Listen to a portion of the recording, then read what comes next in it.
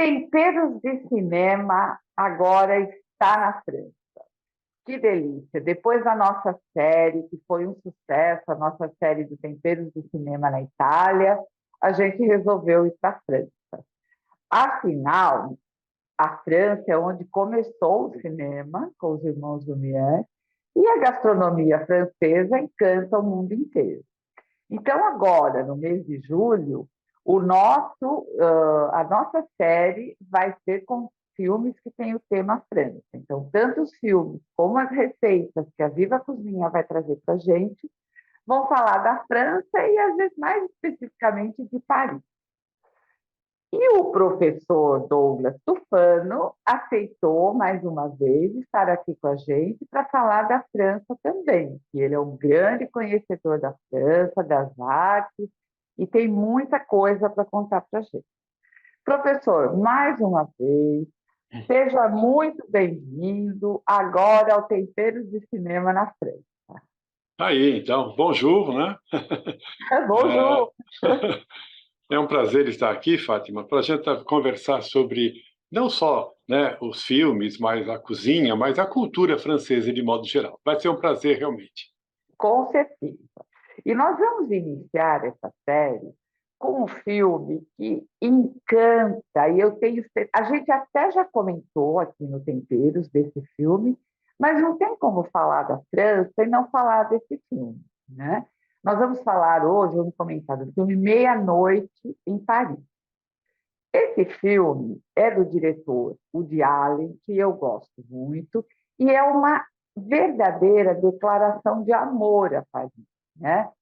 E então ele tem muita coisa para a gente comentar. É muito gostoso porque ele fala de arte, ele passa pela aquela cidade linda, mostrando a cidade, ele mostra gastronomia, ele mostra vinho. Então é realmente uma delícia comentar esse filme. Ele conta a história do Gil, que é um escritor que a vida acabou tornando ele um roteirista de sucesso de Hollywood, mas que no fundo não era o sonho dele.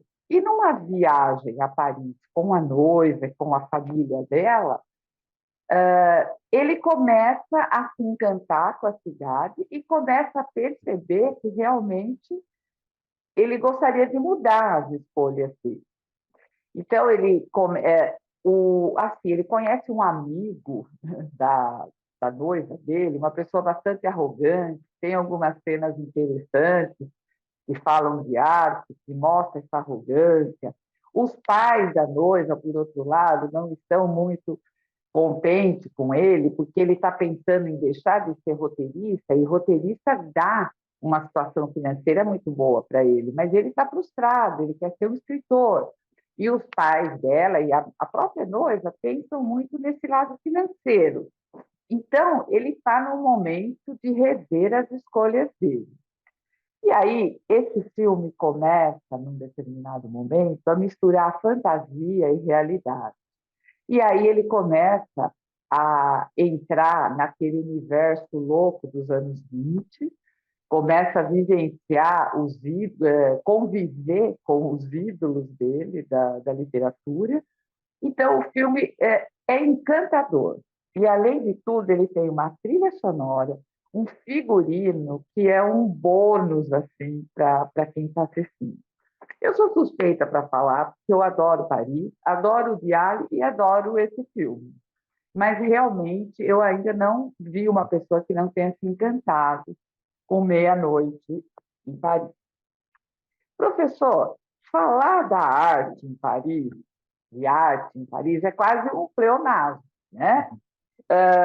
Então, assim como no filme, eles passeiam pelos museus, por algumas obras de arte. Se o senhor tivesse que fazer um resumo dessa parte artística de Paris, o que o senhor teria para dizer para a gente? Nossa, teria muita coisa, né? Realmente, eu tenho dado cursos sobre Paris, cursos de 12, 15 aulas, né? E a gente não esgota o assunto de Paris, de tanta coisa realmente bonita que tem.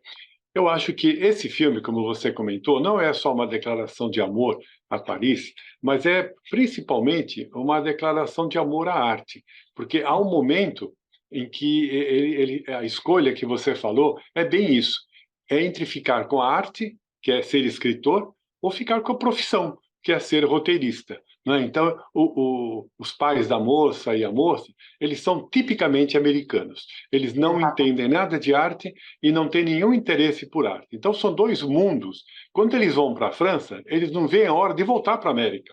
Quer dizer, Sim, eles não estão curtindo Paris, eles estão só querendo fazer negócios. Né? E ele não, ele se apaixona pela cidade e ele quer ficar naquele ambiente cultural. Então, é realmente uma escolha. Né? Qual seria o tempo dele? Por isso que o filme Era uma Vez. Né? Quer dizer, é uma fábula, né? É uma fábula. Se eu pudesse, ele diz, eu viveria aqui. Aliás, a um certo momento do filme, ele diz: como é que, existindo Paris, as pessoas não querem vir morar aqui? Como dizer, não tem sentido, né? Falar que não quer vir para cá. Então é muito interessante. Agora, nesse lado aí, Fátima, a gente pode lembrar o seguinte: nós devemos muito à França nessa cultura culinária. E o Brasil foi muito influenciado pela cultura francesa, principalmente no século XVIII e no século XIX. Né? Muitos franceses para o Brasil, se desenvolve aqui. Era muito chique, era sinal de erudição falar francês. Né? A corte brasileira fala francês também. Né? Dom Pedro II fala francês, acho que até melhor que falava português. Então, eles têm uma influência muito grande. Não é à toa que Dom Pedro II vai morrer em Paris. Né? Ele morre em Paris. Aliás, a gente pode até falar daqui a pouco que a gente pode visitar o hotel onde ele morreu, né? lá em Paris. Então, a palavra restaurante, quem que inventou? Foram os franceses que inventaram. Se você pensar bem, a palavra, o primeiro lugar que se apresenta mais ou menos como um restaurante, tinha na porta, no século XVII, tinha na porta uma placa em latim dizendo o seguinte: vocês que estão fracos, que estão com problemas de saúde, entrem aqui que eu restaurarei as suas forças. ah, sim, Restaurarei as suas forças. Restaurar, restaurante, é aquilo que restaura as forças. Era quase uma questão médica. Ofereciam umas sopas, umas coisas muito gostosas. E a palavra restaurar acabou ficando. Mais tarde, isso se desenvolve também com outros tipos de comida e, portanto, deixa de ser aquela função médica. Mas essa é a primeira vez que aparece a palavra restaurante, que é para restaurar as energias. Então, esse desenvolvimento em Paris, ele coincide também com a Revolução Francesa. A sim, Revolução Francesa vai perseguir os nobres, vai saquear os castelos, enfim, os nobres, de modo geral, vão ser perseguidos, a maioria vai embora de Paris, da França em geral, né? E o que acontece? Eles tinham um verdadeiro exército, esses nobres, né, nos seus palácios, nos seus castelos, de cozinheiros. Cozinheiros e cozinheiras e ajudantes, etc., etc., que vão ficando desempregados. Eles não têm mais onde trabalhar. E eles sim. começam a ir para Paris. E como eles sabem cozinhar, sabem preparar aquelas comidas que os nobres gostavam, etc., eles começam a usar a sua experiência desses pequenos restaurantes. Então é interessante que isso é uma consequência indireta da Revolução Francesa. Por isso que, por volta de 1800, começam a aparecer os restaurantes em Paris. Né? Quer dizer, os nobres foram embora, os grandes chefes, outra palavra francesa, chefe de cuisine, que é o chefe de cozinha, né, começa a fazer sucesso na França, oferecendo então para os burgueses que estão se enriquecendo e tal. E aí começa a surgir a ideia do restaurante moderno. Vai aparecer o menu, né? Menu é uma palavra de origem latina que significa mais ou menos resumo. É um resumo. Né? Então eles colocavam um papel onde tinha o resumo da refeição. Aí você via lá o que você ia comer. Depois, esse menu se sofistica e aí ele passa a ser à la carte, isto é, você mesmo vai escolher dentro das opções o que você quer, né? À la carte. A palavra carte, que é carta, é papel, né? É um papel, uma coisa fixada. Que, aliás, a nossa palavra cardápio não segue a linha francesa, que foi inventado no século XIX, a palavra cardápio, e que significa, aliás, no século XX, comecinho do século XX, e que quer dizer carta, né? Cardápio vem de carta também. Entendeu? Em italiano você fala la carta, né? Para falar do cardápio. Né? Então, mas a palavra menu é muito usada no Brasil também, né? Continua. E o garoto, né? O rapaz que servia os pratos, em francês o rapaz é garçon. Então a palavra garçom continua aqui no Brasil, agora com sentido profissional. Mas garçom na França simplesmente significa rapaz. É aquele que serve, e aí vai. No Brasil virou garçonete, né? Garçonete, mas em francês não, francês não tem. Então, essa nomenclatura, nome de comida, nome de creme, tudo isso tem muita história, muita coisa envolvendo a França, envolvendo Paris particularmente, né? Os chocolateiros de Paris, né? Nossa, é uma tradição muito grande, né? A gente vai falar de várias coisas aqui que nos lembram a história da França, a história da Europa. Por exemplo, se eu perguntasse para você qual seria uma coisa típica francesa, você diria que é o croissant. O croissant, né? Pois é, o Sim, croissant não é francês, ele é austríaco, né? Mas depois ele vai para a França e faz grande sucesso. Então, se você se lembra bem do croissant clássico, ele é uma meia-lua, né? Lembra? sim, sim, Ele é uma meia-lua. E por que ele é meia-lua? Tudo tem história, Fátima. Tudo tem olha, história. Nada acontece por acaso. Acontece que no século XVIII, os turcos, né, otomanos, islâmicos, eles têm um grande império e eles estão entrando, eles estão ameaçando dominar a Europa. E a porta de entrada para eles é Viena, é a Áustria. Né? E eles cercam Viena e os europeus, em geral, vão lá ajudar os austríacos, porque é um problema para todo mundo. Se eles invadirem a Áustria, é um problema para todo mundo. E aí, os turcos são uma força militar maior, e eles ficam lá cercando Paris, cercando a França. Acontece que, durante a noite, né, não se tem combate naquela época e tal, mas os cozinheiros franceses e austríacos, eles trabalham à noite para produzir pão para o dia seguinte, né? E eles acabam ouvindo barulhos e percebendo que os turcos estão fazendo alguns túneis subterrâneos para invadir. E eles avisam, então, o exército consegue conter isso aí e consegue vencer o exército turco. Em homenagem, em lembrança a esse episódio, os cozinheiros austríacos fizeram um doce, fizeram esse pão. Né? Esse pão que representa o quê? Representa uma lua crescente, que representa o islamismo, que está na bandeira islâmica. Então, eles transformaram a lua crescente num pão crescente. Por isso que croissant quer dizer crescente, né? Quer dizer, aquilo que está crescendo. Então, eles fizeram aquilo para marcar vitória olha sobre ele. só, que história interessante. Aí Viena começou, né, o nome não era nem croissant, era outro. Viena começou a comer isso aí, toda a corte começou a comer, etc. Mas vai falar, bom, mas como é que ele chegou na França? Chegou na França por causa da Maria Antonieta. A Maria Antonieta era uma princesa da corte austríaca que vai se casar com Luís XVI na França. E quando ela vai para a França, aliás, uma péssima situação, coitada, né? Antes ela não tivesse ido, mas ela vai para lá e ela leva o quê? Ela leva o croissant, que ela adorava comer lá em Viena, né? E ela que introduz o croissant na França por meio da corte. Né? E aí os cozinheiros franceses vão aprimorando, eles dizem isso, né? Os austríacos inventaram e nós aperfeiçoamos. Eles É, aperfeiçoam o croissant, colocam uma coisa, colocam outra, né? E agora, aquilo lá, a gente até esquece que é austríaco, mas demorou quase um século para chegar na França, aquilo lá. Então a gente precisa entender que a culinária é realmente uma linguagem, né? Ela vai atravessando fronteiras, né? Vai passando, e cada um vai dando um toque pessoal, né?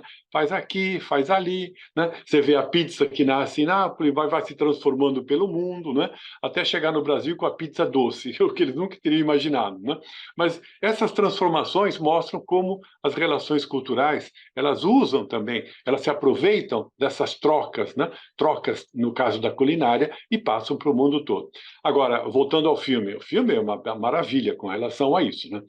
Vários museus que eles apresentam, principalmente o Museu Rodin, né, que aparece no filme, sim. Então, a gente pode... não dá nem para a gente pensar em resumir os museus da França, né, Fátima? Não dá. A gente pode comentar alguns. Eu estou aqui para conversar com você. Vamos conversar sobre alguns, então. Pode perguntar.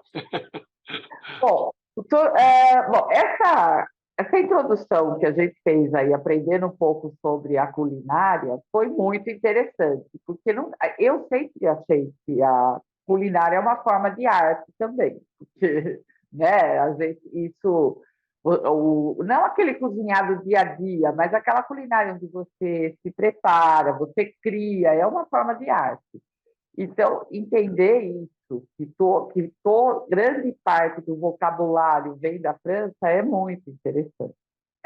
Agora, voltando a falar da arte, o senhor citou aí o Museu Rodin, que realmente é maravilhoso. Tem uma cena nesse filme que, eu prestei muita atenção, porque eu sou uma apaixonada por Camille Claudel, pela história toda dela, do Rodin. E aí tem uma discussão com aquele arrogante, né, aquele personagem arrogante, que é o amigo lá da noiva dele, com a guia, que no caso era a primeira-dama lá na época, a Carla Bruni, sobre a Camille Claudel. Né? Ele está, o que eu conheço, ele está errado. Né? Então, eu gostaria que o senhor comentasse isso, para falar do museu, do Rodin, que realmente é maravilhoso, e porque todo mundo, quando pensa na França, pensa no Louvre, pensa no Dorset. Tudo bem, são maravilhosos, mas tem muita coisa. Eu me surpreendi com o L'Orangerie, por exemplo, né? Exatamente. E o Rodin, eu sou apaixonada pela obra dele, então também me encantou muito. Então, eu gostaria que o senhor comentasse essa relação aí da Camille Claudel com o Rodin. Realmente um episódio histórico muito, muito interessante, muito dramático, muito triste, né? Muito triste que aconteceu. Naquele episódio do filme, aí o Woody Allen mostra muito bem a ignorância do americano em relação à cultura, né? À cultura francesa, porque ele fala uma bobagem, né? Ele fala que o Rodin foi casado com a Camille Claudel, que não é verdade, ele já era casado com a Rose, né? É, E a guia, com muita gentileza, fala, não, o senhor está equivocado, né? E ele fica falando, não, é você que não sabe nada, né? Tal. Quer dizer, aquela esnobação. Então, de certa maneira, é, o Museu Rodin hoje, ele está instalado no antigo, né, no antigo estúdio que pertenceu ao Rodin. Ele não morava lá, mas ele viveu lá uma boa parte do tempo, trabalhando, né? A Camille também trabalhou lá um pouco, né? E como ele estava em busca de um lugar grande e que fosse em Paris, porque o centro onde ele trabalhava era em Meudon. Meudon é uma cidadezinha próxima de Paris. Lá também tem o Museu Rodin de Meudon, e tem o Museu Rodin de Paris. Esse museu lá de Meudon é que tem as grandes obras dele e tal. O de Paris também tem, claro, mas não mostra o estúdio como era, né? Então, aquele edifício lá era um antigo hotel, Hotel Biron, estava abandonado e era da prefeitura. E ele resolve então negociar com a prefeitura de Paris, ficar lá, e quando ele morresse, a herança das obras dele passaria para a cidade de Paris. Por isso que, quando ele falece, então, aquilo se transforma logo, poucos anos depois, num Museu Rodin, que tem obras dele, tem obras da Camille, e tem outras coisas interessantes lá dentro. Por exemplo, lá tem quadro do Van Gogh, por exemplo, porque ele foi contemporâneo, né? Ele foi amigo do Monet. Rodin e Monet foram amigos, né? Então, eles convivem naquele ambiente. E vem de uma família simples, né? Muita dificuldade para vencer na vida e tal. Ele tem uma namorada que vai depois viver com ele, que é a Rose, né? Que fica com ele desde quando ele começa a vida de escultor. Eles têm um filho, aliás, pouca gente sabe disso, né? Que eles tinham um filho, né? E Rodin também não dá muita bola para o rapaz, que também não tem um problema mental e tal. A gente esquece esse lado um pouquinho. E a Rose fica com ele, sem se casarem oficialmente. E quem é a Camille? A Camille vem do interior da França. E ela gosta de desenhar, tá? Bem mais nova, mais de 20 anos mais nova que o Rodin. E quando ela vai para trabalhar no estúdio dele, ela vai como uma assistente, como várias outras que havia ali. O grande erro da Camille, né, é se apaixonar pelo Rodin. né? Augusto Rodin. Ela se apaixona por ele, mas ele era muito mulherengo, né? Ele vivia com muitas mulheres, né? A Rose era, digamos assim, a âncora dele, mas ele É, andava para cima e para baixo. Então, não era uma pessoa confiável nesse ponto de vista. E todo mundo sabia disso em Paris, né? Ele está ficando famoso, está ficando rico, né? E ela se apaixona por esse homem e, ao mesmo tempo, se apaixona pela arte dele, né? E Camille, tinha muito talento, viu, Fátima? sim, A obra escultórica dela, sinceramente, não perde para a do Rodin. Não sim, perde. Alguns concordo. dizem, ela tem o estilo do Rodin. Não, não é bem que ela tem o estilo. Ela tem o estilo dela, os temas dela, não é? Agora, ela é uma escultura de mão cheia. Mas, de modo geral, a arte, nesse momento, não é um bom lugar para as mulheres, né? Mudou depois, é lógico. Mas naquela época, não era de bom tom uma mulher se meter no mundo das artes, ficar trabalhando nos estúdios, tal, junto com outros homens e tudo mais. E a família dela é uma família muito conservadora. É ela, o pai, a irmã e o irmão, né? E o pai gosta do talento dela. Veja que coisa interessante. O pai dá uma força para ela, mas a mãe detesta que ela passe por esse lado. E há uma briga dentro da família, né, que não querem que ela agora fique uma pessoa do mundo da arte, sabe? Aquela ideia de uma imoralidade, aquela coisa hipócrita, né, que tem na sociedade burguesa. Então, eles ficam fazendo uma pressão. E o irmão dela, que é mais novo, vai crescendo e se transforma num escritor famoso, Paul Claudel. No escritor, depois ele faz uma carreira diplomática e ele acha que é muito feio ele ter uma irmã que é artista. Onde já se viu? Vai estragar a carreira dele, né? E aí o pai deles morre. Morre quem? O pai. Quem é o pai? O pai é o grande Que defensor da família. apoiava, né? É, Acabou. Aí acabou. Quem assume o papel de pai é o irmão, que é o filho mais velho, né? O homem é que assume. E ele começa então a cortar as asas da Camille. A irmã também não gosta que a Camille passe para esse lado e a mãe então detesta. Aí que vai virar a vida dela, né? Que vai virar a vida dela. Ela começa a ter problemas pela rejeição do Rodin, que não quer se casar com ela. Ela chega até a ficar grávida do Rodin. Depois ela faz sim, um aborto, né? Então, é. tudo isso vai dando um drama e vai mexendo com a cabeça dela, que ainda é relativamente jovem, ela se perde um pouco nisso, começa a ter crises, né, de nervosismo, começa, entre aspas, a dar escândalo, né? E aí o irmão dela fica furioso com isso e resolve interná-la, né? Resolve interná-la. E ela vai ficar 40 anos internada. Isto é, ela vai É. morrer internada na época da guerra, da Primeira Guerra Mundial. Então, é uma história trágica, porque a mãe dela não vai visitá-la nenhuma vez. A irmã também não. E o irmão dela, o Paulo Claudel, foi 7 vezes visitá-la. E ela cansa de escrever para ele para dizer: eu estou bem, eu passou tudo aquilo, me solta, me tira daqui. E ele não tira. E quando ela morre, na época da guerra, ninguém nem ficou sabendo, eles nem foram lá para saber, por isso que não se sabe nem onde ela foi enterrada. Não é? Houve um problema de doença por causa da guerra, havia ali era uma espécie de hospício ou sanatório, né? Então esses lugares eram os últimos a receber ração, comida, porque a preferência era para os soldados, né, que estavam na guerra. Então eles começam a ficar fracos, muita gente começa a morrer e no fim morrem várias pessoas ali e ela é enterrada numa vala comum. Hoje naquele hospital que tem o cemitério do lado, ali tem um memorial dela, né, uma foto dela e tal, mas se diz apenas que ela está ali, mas ninguém sabe onde está.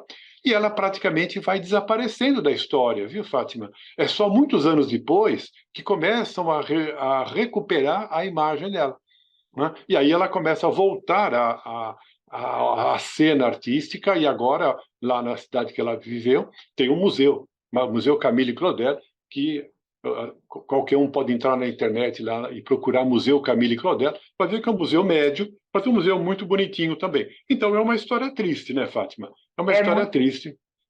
é É. muito triste a história dela. Existe até alguns comentários, que eu não sei o quanto tem de verdade nisso, eu não sei se o senhor sabe, que o Rodin se apropriou de algumas peças, de algumas obras dela, né? Se diz isso, pode ser mesmo, mas em que sentido? Porque você sabe que o Rodin, a gente fala, o Rodin é um escultor, mas a gente às vezes pensa, por exemplo, no Michelangelo, né? Pensa em alguns escultores que trabalhavam com martelo, né? Pegava o mármore e talhava, tal. O Rodin não, o Rodin nunca deu uma martelada. Ele, na verdade, trabalhava, ele fazia modelagem, ele trabalhava com argila, ele fazia com a mão. Ele fazia com a mão e depois os seus assistentes transformavam aquela peça em mármore, transformavam aquela peça em bronze e assim por diante. Por isso que na época se diz, não se pode chamar o Rodin de escultor, ele não é um escultor, ele trabalha com a mão. No entanto, o problema não é esse, o problema é a criatividade dele, que era fantástica. Então, ele fazia aquilo, né? Então, havia os assistentes. Então, muitas vezes, a gente vê que o assistente dá a forma final para aquilo, dá um Sim. acabamento final. Então, Mas a criação é dele. exatamente. Agora, pode ser que ele tenha se apropriado de alguma obra da Camille? Pode ser. Se as pessoas quiserem conhecer, vai lá na Pinacoteca do Estado de São Paulo, e lá tem uma ala do Rodin, né? Tem uma ala do Rodin. E lá você olha as obras, você vê atrás das obras, você vê a data e o nome da fundição que fez aquele trabalho. Porque aquilo é um trabalho de técnico, né? Ele não mexia com aquilo, ele dava a peça, então eles transformavam aquilo numa estátua. Então, quando você trabalha com escultura desses tamanhos, de bronze e tal, você tem que entender que é um trabalho coletivo, tá? Um trabalho coletivo. Agora, eles fazem algumas cópias numeradas. Então, por exemplo, se você pegar o famoso Pensador do Rodin, né, daquela estátua do Pensador, que é, aliás, a que aparece no filme, né? Eles estão ali É. bem embaixo da estátua do Rodin, que está lá no jardim. Então, aquele lá tem várias cópias espalhadas pelo mundo, mas numeradas, são poucas cópias numeradas, entendeu? O resto é simplesmente fazer uma reprodução, mas não é. Ali é uma reprodução autorizada pela família, que é detentora dos direitos autorais. Então faz 5 ou 6 e pronto, acabou. Aí isso vai se espalhar, porque senão, né, senão você inflaciona o mercado com tanta cópia. Não é o caso, né? Então, a história dele, a história dela com um talento incrível para esculpir, tudo isso realmente é fato, ela é muito talentosa. E, infelizmente, uma boa parte da obra dela é quase uma representação do drama dela, do abandono. Que, aliás, no filme tem uma hora que eles brigam, a última discussão deles, né, do Rodin com ela, é que ele começa a ver o que ela estava produzindo e ele fala: você está expondo a nossa vida, né? Está expondo a nossa vida, e briga com ela, tal. Aliás, Gérard Depardieu, né? Isabelle Adjani são fantásticos nesse filme.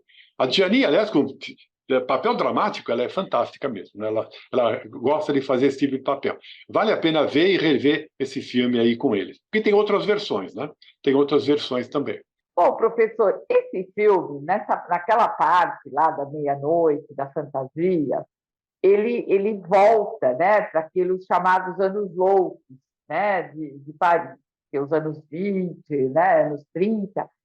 Então, que tinha aquela boemia, aquela coisa, todos aqueles escritores que fazem parte da nossa história, né, e a gente vê ele ali convivendo. O que falar desses anos loucos de Paris? Aliás, é uma ideia muito boa, né, do Woody Allen, realmente, dele colocar ali, né, Picasso, Salvador Dalí, Hemingway. É a época que os americanos descobrem Paris, então tem muito americano lá. Por isso que no filme é interessante, porque ele vai mostrando isso. O Fitzgerald, né, o casal Fitzgerald, e ela tenta se matar, aquela coisa toda. Então, o que acontece é que o rapaz, o Gil, ele é fascinado por esse momento histórico, né? E ele fala: puxa, se eu tivesse estado aqui, É, quando eles estavam também, porque eles são escritores, são artistas, é o mundo que ele gosta, o mundo que ele curte, né? E aí que vem a fantasia, né? Verdade ou ficção? Claro que é uma fábula, né? Então é como se o desejo dele fosse tão forte que ele volta no tempo, né? E exatamente. é que nem a Cinderela, não é? É a meia-noite, né? É É a a mesma. meia-noite. Ele É, fica lá num certo lugar de Paris, a noiva dele voltou para o hotel e passa um carro da década de 20 e fala sim, para ele, vamos, vamos. Ele fala, mas como assim? Vamos para onde? Venha, venha. Aí ele entra no carro mágico do tempo, é uma máquina do tempo. Ele entra e quando ele para, ele está na década de 20. E as sim. pessoas, né, olham para ele e tal, ele vai, daqui a pouco aparece um tal de Picasso, daqui a pouco aparece um tal de Salvador Dalí, que são artistas que fazem muito bem esses papéis, né? Então o Hemingway, com aquele machismo do Hemingway, tal. É, Então, estavam lá na década de 20? Sim, estavam lá. E todos eles estão discutindo o quê? Arte. Estão é, discutindo literatura, estão discutindo isso, discutindo aquilo. E quando ele fala que ele é escritor, todo mundo fica entusiasmado, né? E ele até pega o original dele e mostra para Gertrude Stein, que era exato. uma espécie de patrocinadora de muitos desses artistas. Aliás, um dos mais famosos retratos do Picasso é dela, o retrato de Gertrude Stein. E aí ele fica todo animado, dizendo: é aqui que eu me sinto bem, é aqui que eu quero viver. Né? E aí a fantasia, né, que nem a da Cinderela, né, a fantasia vai desaparecendo. Quando chega de manhã, acabou, acabou. E ele conta para a noiva, adivinha com quem eu conversei ontem? Começam a achar que ele está louco, né? Eu conversei com fulano. Mas como assim? Você está maluco, né? Ah, vai, vai. Isso é coisa de quem está só com a cabeça voltada para a fantasia e tal. E ele, né, se lembra que depois, na noite seguinte, ele quer levar ela lá. Sim. Ela vai. Então ela vai e fica sentada lá naqueles degraus Aí esperando o da carro não meia-noite. tem. O carro não vem, porque o sonho é dele, não dela. Ela paga e fala: quer saber? Eu vou embora para o hotel, você que fica aí. E aí acontece mais uma vez. E aí ele conhece, né? Ele conhece uma moça que é fantástica, aquela atriz agora, que fez o Marion, papel da Edith Piaf, né? Marion, é, E, e ela é da década de 20, quer dizer, ela vem do passado, né? E conversa com ele e eles se dão muito bem. Eles se dão muito bem e tal. E aí vão se envolvendo, né? E ela leva ele para conhecer outros lugares, né? Agora, a reconstituição, a música, como você falou, tudo aquilo é um embalo, né? Você vai entrando no clima da década de 20, né? Você vai entrando naqueles anos loucos. Por quê? Porque a guerra tinha acabado em 1918. Foi a pior guerra que houve.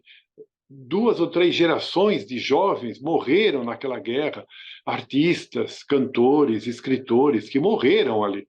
Então, quando acaba a guerra, parece que a Europa quer esquecer que houve aquilo e mergulha no Charleston, no Cancan, mergulha em tudo aquilo, é uma festa, mal sabendo, né, que dali a alguns anos vai entrar a Segunda Guerra, em é. 39. Então é um intervalo de guerras que mostra bem isso. E é curioso porque como é que a música tem um papel nisso? Você se lembra que ele está passando uma hora que eles estão atrás de. A moça está querendo comprar os móveis para a casa dela, ela está pouco preocupada com essas outras coisas, né? Ela e a mãe. E ele vai andando e ele ouve uma música do Cole Porter.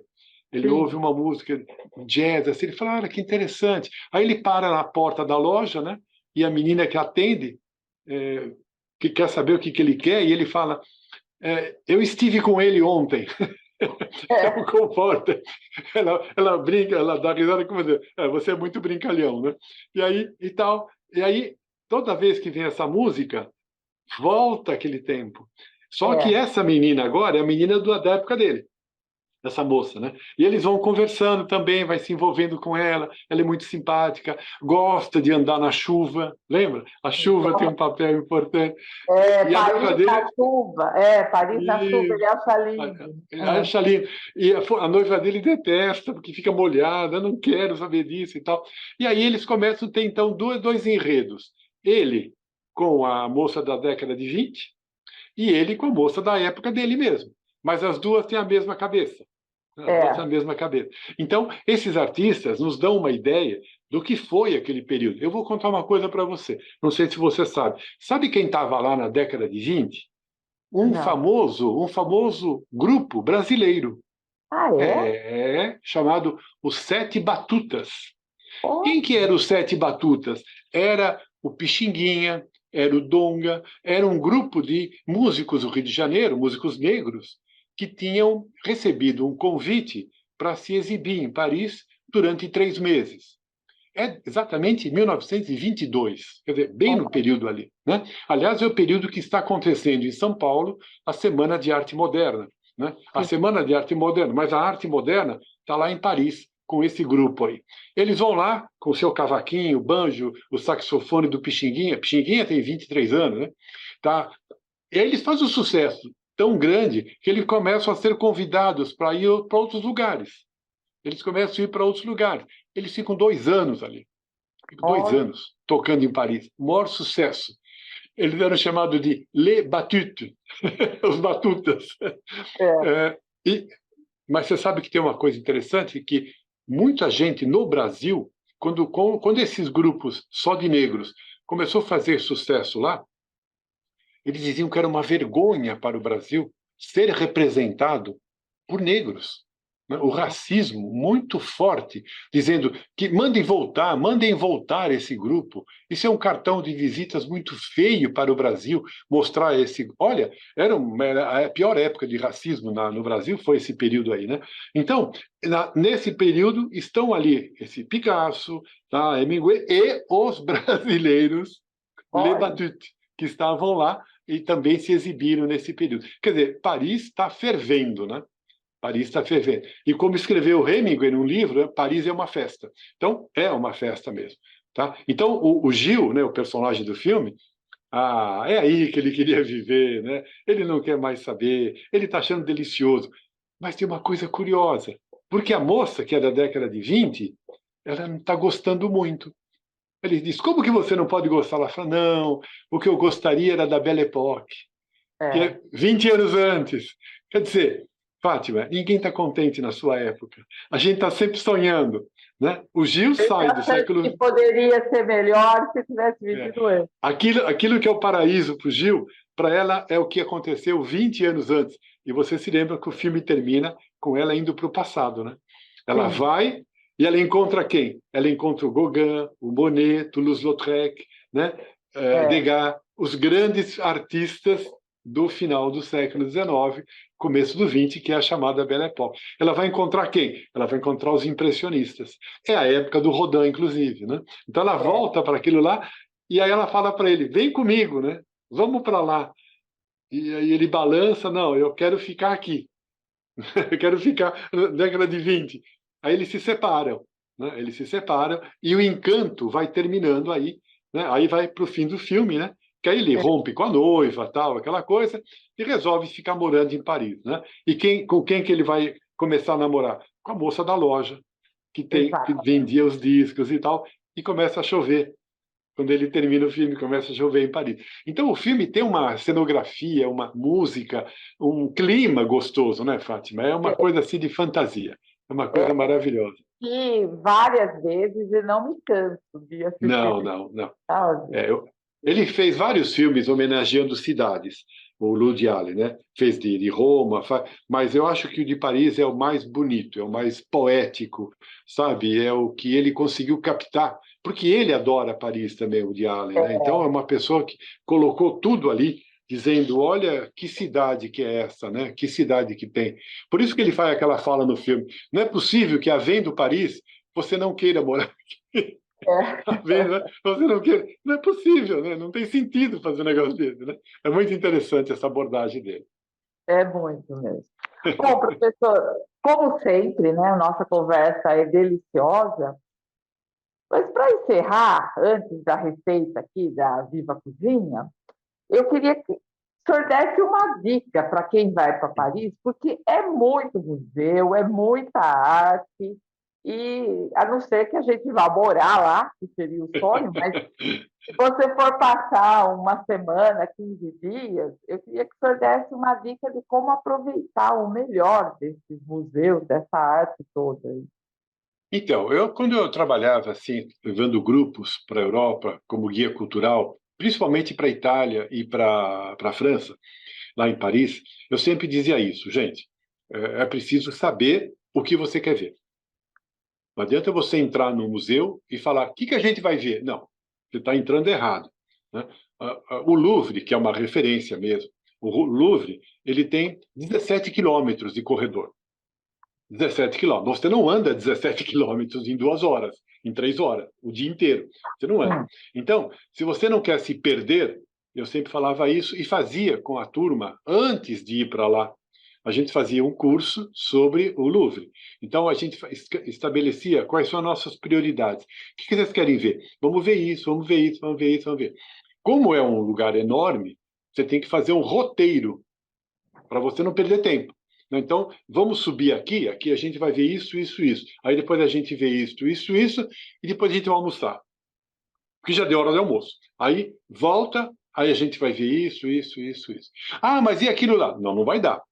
Você tem que fazer escolha. Então, primeira coisa, não vá sem um roteiro do que você quer ver. Conversa com pessoas, vai na internet, vê a proximidade das obras, porque às vezes para ver uma obra aqui, a outra está no outro prédio, do outro lado, você vai demorar meia hora só para chegar na obra. E o pior ainda, tenha certeza que ela está lá, porque às vezes ela está emprestada para uma exposição e você chega lá e não tem a obra. Então, é preciso tomar cuidado. Então, o Louvre é uma referência, a parte histórica do Louvre, o castelo do Louvre, tudo isso é muito importante. O Museu d'Orsay, como você falou, também é um gigante, né? O forte dele realmente é a pintura, então ali também precisa, embora tenha, por exemplo, a sala do Van Gogh, né? É imperdível, você não vai lá e não vai deixar de ver o Van Gogh. Então você vai ter que escolher algumas coisas. E tem os museus menores, como acabamos de falar, o Museu Rodin. Museu Rodin, do Museu d'Orsay para o Museu Rodin, você vai a pé, é perto. Então, saiba onde você está. Saiba onde você está. E você estando no Museu Rodin, você está ali perto, você está perto de outros museus menores que tem ali. Então, pega um bom guia, né? Pega um bom guia, por exemplo, você está lá na Catedral, né? Na Notre-Dame, que você vai visitar, tá? Você não está muito longe, né, de ir para o Orangerie, onde você vai ver também. Ali no Louvre, você tem outros museus. Atrás do Louvre é o Museu de Artes Decorativas, que é um museu maravilhoso. Museu maravilhoso. É atrás mesmo, é o mesmo prédio, só que você entra pela rua chamada Rua Rivoli, né? Rua Rivoli, de um lado, você entra, e você atravessando a rua e do outro lado, você entra na Praça do Louvre. Né? Então, eu acho que uma coisa interessante é você ter o roteiro e depois ter um tempo para surpresas, sabe? Porque você vira uma esquina, você está num lugar, você fala, nossa, é aqui que está isso, né? Para visitar a Igreja da Madeleine, para ver o Panteão, por exemplo, para ver, nossa, não dá para ficar falando, tem muita coisa mesmo. Então precisa conhecer, você precisa conhecer. Tá? Precisa ir com o roteiro, isso é o mais importante. Assim o tempo rende, assim o tempo rende. Porque 2 semanas realmente voam, né? Voam. 2 semanas passam num instante. Tá? E as pessoas querem ir à Torre Eiffel, lógico, né? E tudo mais. Tem os lugares, as praças para visitar também, né? Nossa, não, mas foi uma dica ótima isso, né? Para ter um roteiro, saber O o que roteiro, ter isso. prioridade. Professor, mais uma vez, muito obrigada. Foi uma conversa deliciosa. Tenho certeza que quem está ouvindo a gente ou assistindo está gostando muito, está encantado também. Na próxima semana a gente tem mais um episódio comentando um outro filme e sabendo mais um pouco da cultura francesa. E agora a gente vem aí com a Viva Cozinha com uma receita francesa passo a passo. Obrigada, professor. Muito obrigada. Um grande abraço. Obrigado, um abraço. Bom, como vocês sabem, a gente está aqui no Temperos de Cinema Especial França e agora nós vamos receber a Reca da Viva Cozinha, que vai iniciar essa série trazendo as receitas francesas passo a passo. Reca, seja muito bem-vinda ao Temperos de Cinema na França. Muito obrigada. É uma delícia a gente, além de falar de cinema, falar desses pratos, dessa cozinha maravilhosa que é a cozinha francesa. Aliás, Reca, antes da gente começar na receita, eu queria que você comentasse um pouquinho sobre a culinária francesa como um todo, né? O professor até estava comentando aqui com a gente que grande parte do vocabulário da gastronomia, da culinária, vem da França. Muito interessante. Verdade. Restaurante, garçom, né? Eu queria que você E a gente usa muitas palavras no francês mesmo, hoje em dia ainda, né? usa. A boulanger, a boulangerie, o fouet, a gente ainda usa bastante coisa aí ligada diretamente à França, né? Algumas adaptações aí das palavras francesas para o português. Bom, como a gente falou da italiana, eu adoro a cozinha francesa também. Acho que a gente podia passar meses aí falando das receitas mais diversas.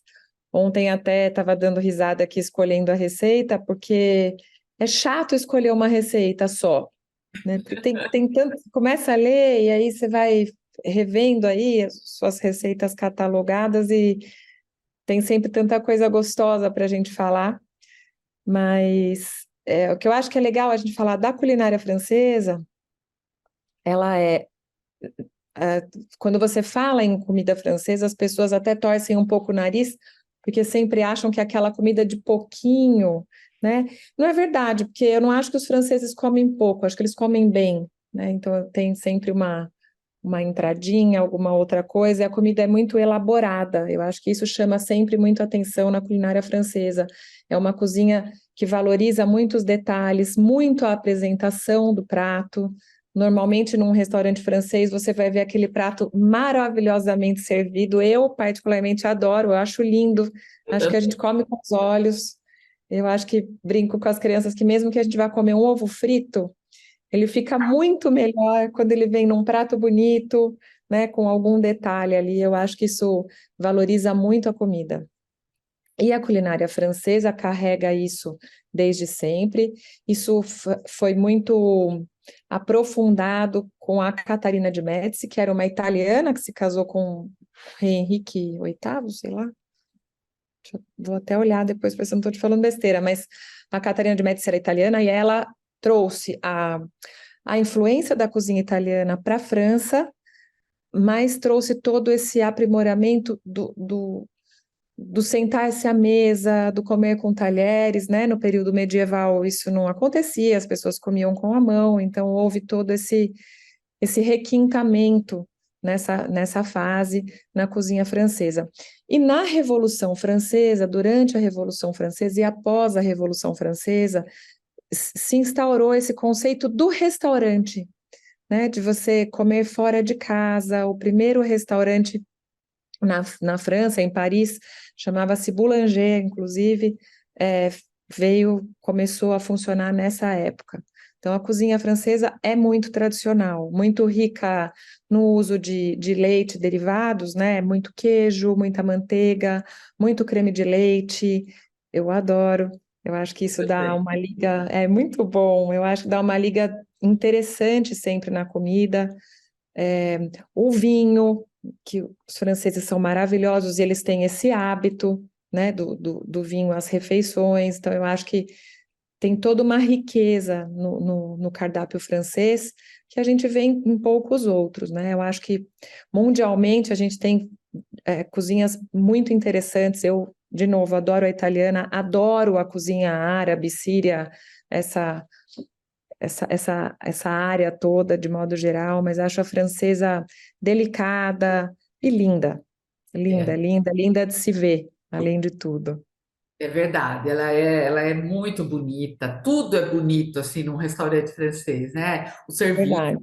é tudo muito caprichado, né? Eles valorizam muito essa questão do estar à mesa mesmo, que eu acho que é muito legal, né? Você tá numa mesa bem posta, com taças bonitas, um prato bem servido. Difícil você conhecer um restaurante francês que não pregue isso, né? Sim, Além de tudo, a França tem uma escola que a gente não pode nunca deixar de citar, que é o Cordon Bleu, que você vai ler uma receita do Cordon Bleu, por exemplo, ela tem uma riqueza de detalhe no preparo, é muito interessante. Então, por exemplo, eu adoro fazer o ossobuco, todo mundo em casa adora o ossobuco.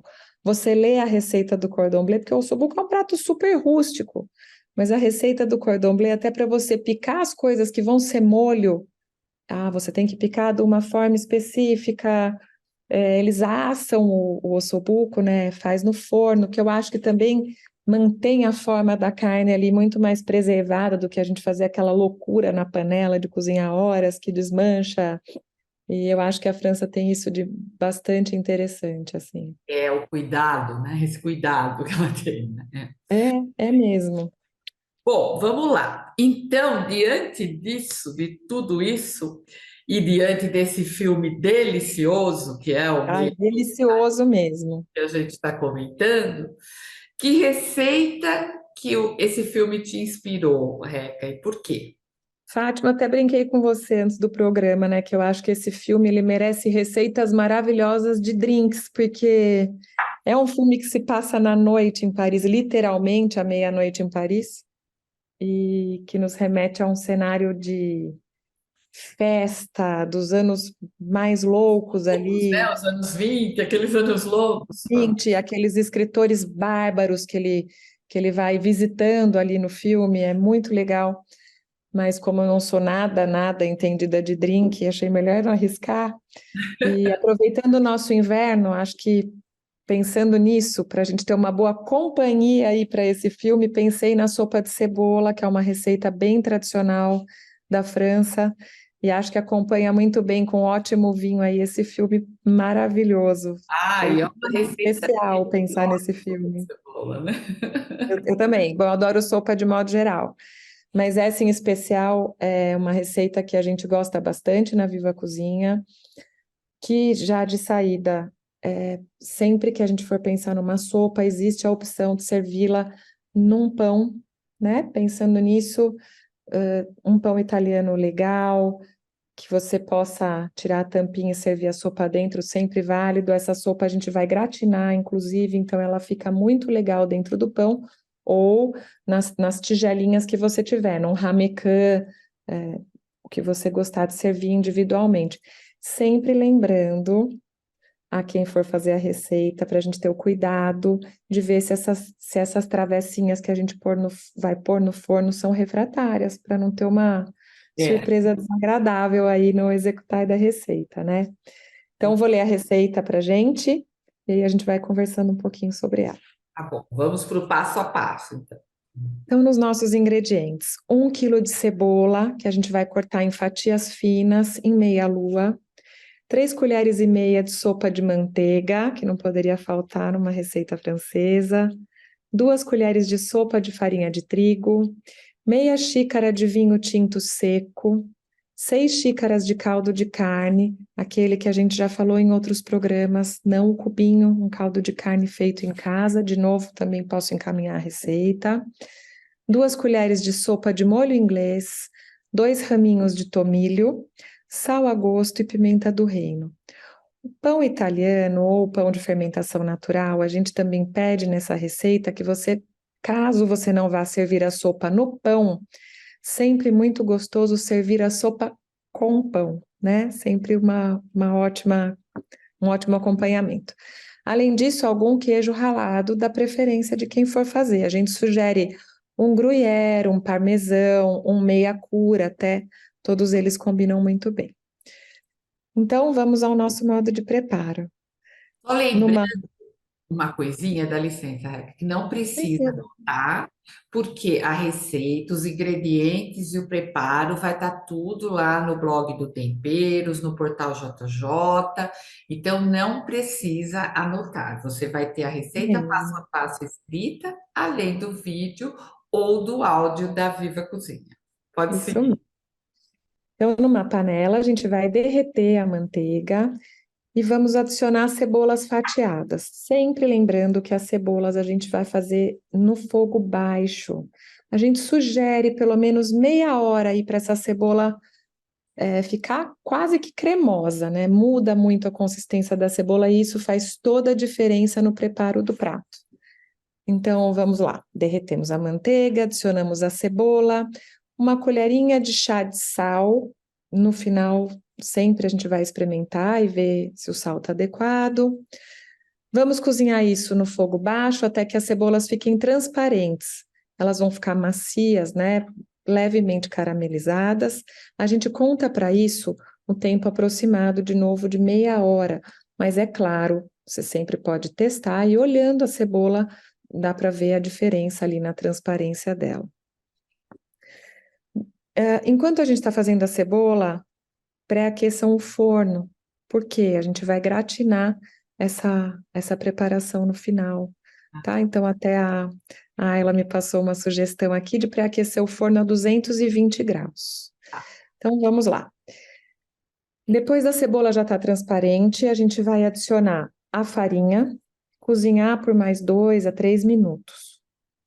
Vamos colocar o vinho. Sempre que a gente colocar o vinho em qualquer preparo, raspar bem o fundo da panela. O vinho tem essa função aí, né?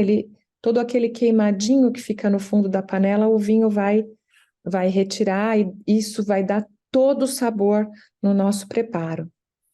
Então, a gente vai deixar esse vinho aí ferver na comida para perder o álcool também, sempre utilizando uma colher de pau, uma espátula, mas a gente gosta da colher de pau, apesar dela não ser bem vista hoje na cozinha. Vamos adicionar o caldo de carne e o molho inglês. Molho inglês também, Fátima, tem uma dica que é uma bobagem, é uma propaganda até. A gente gosta muito de um molho inglês, chama Lea Perrins. Não é super fácil de encontrar, eu já comprei até pelo Mercado Livre, mas ele tem um sabor muito interessante. Eu uso, sempre que a gente usa molho inglês na Viva Cozinha, na minha casa, a gente usa esse, depois eu posso passar a marca para você, se você quiser. Mas acho que ele faz toda a diferença. Bom, colocamos o vinho, raspamos o fundo da panela, adicionamos o caldo de carne, o molho inglês, aí também podemos adicionar os raminhos de tomilho. Se você tiver um raminho de tomilho fresco, sempre bom. O tomilho é uma erva bastante interessante. Enquanto a sopa está cozinhando, nós vamos fatiar o pão. Sempre uma fatia de 1,5, 2 centímetros, para não ficar muito baixinho. Vamos colocar essas fatias numa forma e assar por 5 minutinhos para dar alguma crocância nesse nosso pão. Vamos reservar essas fatias. Vamos separar as nossas tigelinhas, aquelas que podem ir ao forno. Então, de novo, uma dica boba, mas quando a gente vai assar essas coisas no forno, colocar essas tigelinhas, vale sempre muito a pena colocá-las em uma assadeira. Isso vai facilitar sempre o processo da gente tanto colocar no forno quanto tirar. É uma bobagem, mas às vezes a gente não pensa nisso e faz toda a diferença, tá? Então, com uma concha, nós vamos colocar essa sopa nas tigelinhas. Vamos colocar o queijo ralado por cima e colocar essa sopa para gratinar. Se você for usar o pão para servir para gratinar essa sopa, também vale a pena tirar a tampinha do pão, tirar o miolo, sempre com o cuidado de não furar o fundo do pão. Isso parece uma bobagem, mas às vezes a gente vai fazendo com a colher e não percebe, né? É claro que o resultado vai ser desastroso, mas a gente tira a tampinha, cava esse pão com cuidado. Eu acho que vale a pena sempre assar também um pouquinho esse pão, né? Para dar uma crocância nesse miolo, vai ser melhor, inclusive, para gratinar a sopa. Então, vamos levar a nossa sopa ao forno com o queijo ralado por cima e gratinar. Essa receita é maravilhosa, muito, muito boa, muito, muito simples. Eu acho que o grande pulo do gato dessa receita é o tempo de cozimento da cebola. Isso muda todo o sabor da receita. É uma receita maravilhosa para esses dias frios de julho, quando teremos os programas franceses acontecendo. Eu estou na Bahia hoje falando com você e está frio aqui. Imagino aí. Então aqui também, tá bem frio, né? Não, e realmente essa sopa é deliciosa, ela é aconchegante. E para Verdade. assistir um filme como Meia-Noite em Paris, ela é perfeita, até porque dá para E o você colocar filme, ela assim, gente, ficar em o frente filme é imperdível. à... O filme é imperdível, o filme é muito legal, não dá para deixar de assistir. Uma dica maravilhosa. Mais uma vez, muito obrigada por ter participado dessa nossa série, trazer essa receita gostosa, né? Lembrando a todos que estão nos ouvindo ou estão vendo no YouTube, que a receita está lá escrita também para seguir, né? Então, se inscreva no nosso canal, se inscreva no Spotify para você ouvindo a receita, assim, no carro, daí você chega em casa já faz, né? Siga o nosso Instagram e mande uma foto, conte para gente se você fez a sopa e se ficou gostosa. Mande uma foto para gente que a gente publica no nosso Instagram também. E manda para Viva Cozinha também, né, Reca? Vai ser muito Isso legal, mesmo, a gente vai adorar receber. né? Então, a semana que vem, a gente vai estar aqui com mais um filme francês e com mais uma receita da culinária francesa. Isso Obrigada, mesmo. Reca. Fátima, obrigada a você. Sempre um prazer participar do programa e principalmente curtir os filmes que você indica. Ah, que bom! Bem gostoso mesmo. Então, um grande abraço e até a próxima semana. Até a próxima, Fátima. Obrigada.